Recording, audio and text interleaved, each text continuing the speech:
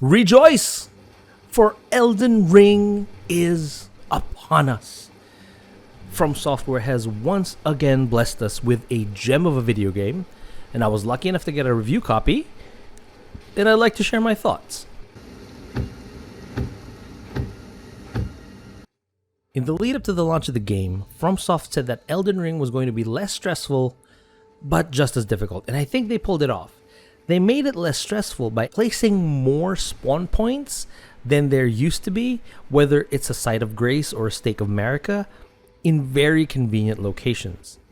In the overworld, just about every dungeon, actually I would wager to say every dungeon, has a Site of Grace at the very entrance. And at all optional bosses, there's at least one statue nearby where you can choose to respawn. So you don't have to stress about losing your runes should you die. Throughout the course of the game, you will enter locations that are more similar to previous FromSoft titles with more traditional dungeon/castle layouts. You'll know you're in one of these areas when you try to summon Torrent, your spectral steed, but you won't be able to. And in these areas, it'll feel very familiar to seasoned Soulsborne players, except that it does seem like the presence of bonfires, also known as Sites of Grace, is a little more generous. That isn't to say that there's one around every corner. You still run the risk of losing your runes. I did, for sure. But it feels like if you wish there was one nearby, there probably is. Despite being a little pampered with more checkpoints, the combat is as good as ever. If you've ever played any of the Dark Souls games, then you pretty much know what to expect. It's more of the same, which is what we wanted, and it's just as brutal and just as satisfying as ever. If this is your first time around, and I think, Elden Ring isn't a bad one to start with, even though you'll probably get spoiled with all the quality of life changes Elden Ring introduces, then you'll quickly find out that combat is all about spacing and timing. If you're a button masher, that won't do you any favors in this game, so if that's your thing, you're gonna have to switch it up. And that's the beauty of Elden Ring's combat. It's the same as it always has been in previous Soulsborne titles. It's all about internal progress. Your progress isn't something handed to you by the game. It's something you develop yourself within yourself. Remember, enemies in Soulsborne games are only insurmountable until they're not. Every death is an opportunity to learn, and learn you must if you want to progress. Your improvement in the game comes from within yourself, not from a game mechanic that makes you overpowered as you level up. Sure, you can increase your stats by spending runes at Sites of Grace and refining your weapons at the blacksmith, but that's not going to carry you to the finish line. What carries you to the finish line is you. Something that's carrying over from the older Souls titles is the freedom of how you build your character. And I'm a simple man, I usually go with a strength build just because it's pretty straightforward, but this time around I felt compelled to change it up a little bit, and I went with a dex build. And it does seem that it is pretty viable. I'm already hankering to give magic builds a go because it seems very good in this game. But if at any point you want to change your stats or your look, you can totally do so after you pass a certain point in the game. You'll know when that time comes, trust me. However, to respec your stats, there is an item that you have to spend, so you won't be able to respec indefinitely, so you better be sure before you do so. If you've played any of the previous games, you'll see that there are quite a few things Elden Ring does that make your life just a little bit more convenient. For one thing, as long as you're not drawing any aggro and there aren't enemies around you, you could fast travel from anywhere to any Site of Grace. Leveling up has also been streamlined. No need to keep traveling to Elden Ring's equivalent of the Firelink Shrine. You can simply level up and change your weapon art at any Site of Grace.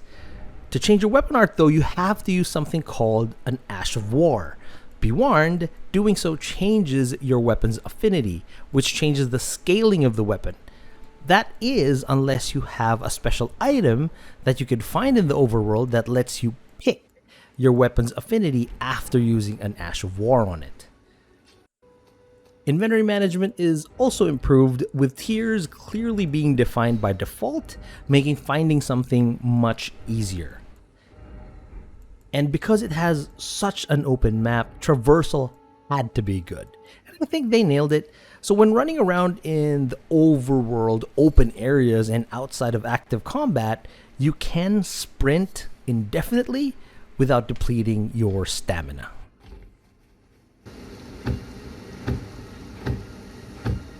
One of the most common complaints about open world games is that exploration is too guided or too manufactured, which gives the player an illusion of true discovery. This is not the case in Elden Ring. There are no question marks, no guiding winds, no lines to follow. You're gonna have to find things pretty much on your own, which makes discovering a dungeon or an optional boss fight that much more rewarding. It also makes actual exploration something you have to do, or else you might miss out on some amazing items or weapons you might want. That said, the game doesn't completely leave you to your own devices. Of course, the guidance of grace gives you the general direction of your next critical path objective to move the story forward.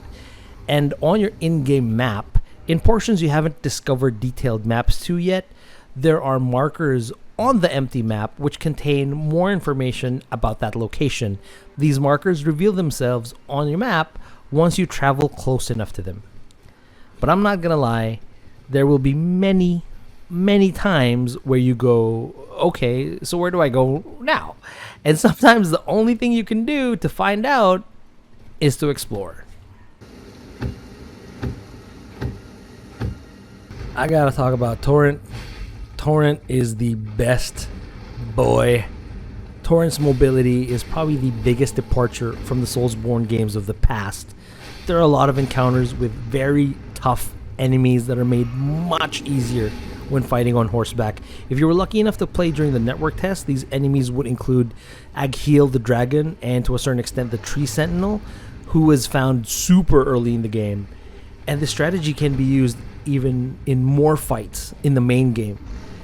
However, if you're a glutton for punishment, you can easily choose to fight on your own 2 feet instead, if you prefer that type of combat.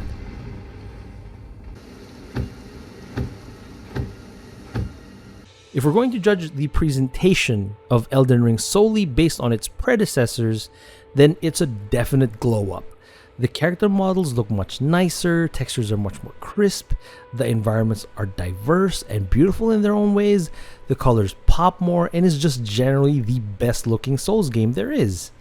It has its own character. I don't think it'd be fair to compare it to something like Ghost of Tsushima, or a game that's essentially going head to head with it, Horizon Forbidden West. These games are actively trying to achieve a whole new level of graphical fidelity, while Elden Ring is going for something different, something more stylized. But that said, objectively, Elden Ring isn't the prettiest game on the market today, but it was never trying to be that. The world of Elden Ring, as it's put together, feels almost like a surrealist dream. It's like walking around in someone's twisted and deranged imagination. I guess you could argue that all Dark Souls games have been like that to a certain extent, but the openness of Elden Ring's world and its inhabitants, the lore, the art direction, feel like they all come together to make the lands between a bizarre and breathtaking dreamscape of a world. In terms of the lore, I can sort of somewhat see George R.R. Martin's hand in the story, especially when it comes to the lore of the offspring of Queen Marika the Eternal, who are essentially the Lords of Cinder in this game. I won't go into too much detail, partially because I don't understand it too much. I'd probably need to wait for Vati's explainer videos. But if you were expecting like Game of Thrones level storytelling in this, you probably won't find it here. It's still very much a FromSoft game with a layer of George R.R. Martin flavor on top. How beginner friendly is it? I would wager to say this is probably the most beginner friendly Soulsborne game so far, but that's by Dark Souls standards. There are fantastic quality of life improvements, but if you're prone to getting frustrated from losing a lot, then you still wouldn't have a good time. Is it going to be enjoyed by seasoned vets? Oh, definitely. It is open world Dark Souls. Come on. On the PC side of things, not everything is perfect. The media preview build I had access to actually had some issues. It crashed on me a couple times, which kind of sucked, and there was some slowdown and stuttering during big open world fights.